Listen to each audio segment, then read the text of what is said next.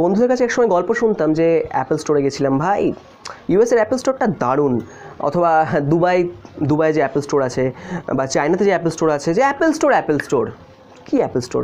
হ্যাঁ, আপনারা হয়তো অনেকে গেছেন বাইরে, আমি যাইনি কখনো। ভারতবর্ষে যে সমস্ত অ্যাপেল স্টোরগুলো দেখতেন আপনি, সবকটাই ফ্র্যাঞ্চাইজি বেস ছিল। একটা প্রিমিয়াম স্টোর আপনি পেতেন, কিন্তু ফ্র্যাঞ্চাইজি বেস, অ্যাপেল ডিরেক্টলি কাজ করতো না। কিছু প্যারামিটার ছিল, ফুললি আপনি অ্যাপেল এক্সপিরিয়েন্স পেতেন না। যারা গল্প আপনাকে শুনেছেন, সেই গল্পগুলো আজকে হয়তো বা কিছুদিনের মধ্যে হয়তো সত্যি হতে চলেছে। মানে ইন্ডিয়াতে অ্যাপেল স্টোর হতে চলেছে, কারণ ইন্ডিয়ান ক্যাবিনেট 100% এফডিআই কে অ্যাপ্রুভ করেছে, এবং যারা সিঙ্গেল ব্র্যান্ডেড কোম্পানি আছে তারা এটা বানাতে পারবেন। তাহলে ব্যাপারটা কেমন দেখুন, এখানে একটা প্রথমে বলে রাখি যে অ্যাপেল স্টোর ভারতবর্ষে নেই। অ্যাপেল স্টোর ভারতবর্ষে হবে নতুন করে, কোথায় হবে কিছু জানা যায়নি। অ্যাপ্রুভাল পাওয়া গেছে মন্ত্রিসভা থেকে যে আপনি অ্যাপেল স্টোর বানাতে পারেন। আর এই অ্যাপেল স্টোরের ডিফারেন্সিয়েটটা কী হয়, সরি, দেখুন আমরা যে স্টোরগুলো দেখি ইন্ডিয়াতে, ছোটো ফরম্যাটে, বড় ফরম্যাটে, জেনারেল ট্রেড ফরম্যাটে, সেখানে আপনি অ্যাকচুয়াল অ্যাপেলের যে স্টোরের এক্সপিরিয়েন্স অনেক ক্ষেত্রে পান না। তো সেই জন্য অ্যাপেল চেষ্টা করে, এবং অ্যাপেল এমন একটা কনসেপ্ট অ্যাপেল স্টোরের, যেখানে কিন্তু আপনি একটা স্পেসিফিক একটা ইউনিক এক্সপিরিয়েন্স পাবেন, যেটা অন্যান্য রিটেল স্টোরে হয়তো আপনি পাননি।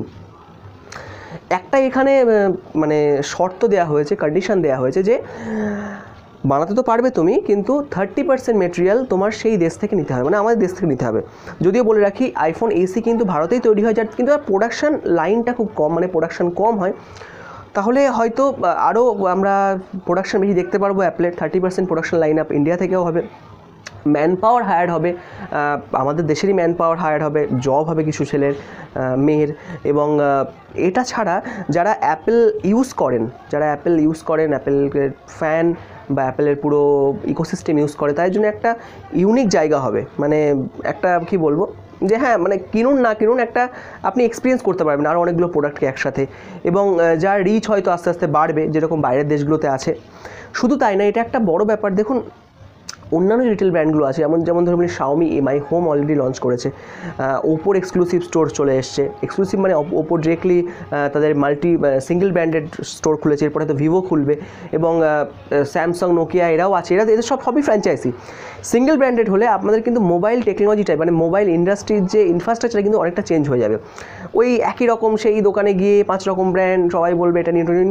আপনি আগে থেকে ডিসাইড করে নেবেন আপনি কী নেবেন। সাপোজ আপনি অ্যাপেল কিনবেন, আপনি ভিভো কিনবেন, আপনি ওপো কিনবেন, নোকিয়া কিনবেন, স্যামসাং কিনবেন, শাওমি কিনবেন, যে ফোনই কিনুন না কেন, আগে থেকেই মাইন্ড সেট করে আপনি চলে যাচ্ছেন সেই স্টোরে, এক্সপিরিয়েন্স করছেন, কেনার পরে আপনি ফোনটা কিনছেন। এরকম না যে বাক্সের মধ্যে কী আছে।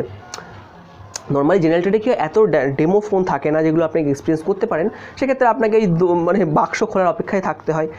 অনেক অ্যাপেল স্টোরের ক্ষেত্রে এগুলো হয় না, কারণ অ্যাপেলের স্টোরগুলো এখানে ইন্ডিয়াতে যেগুলো আছে আপনি ইউজ করতে পারেন।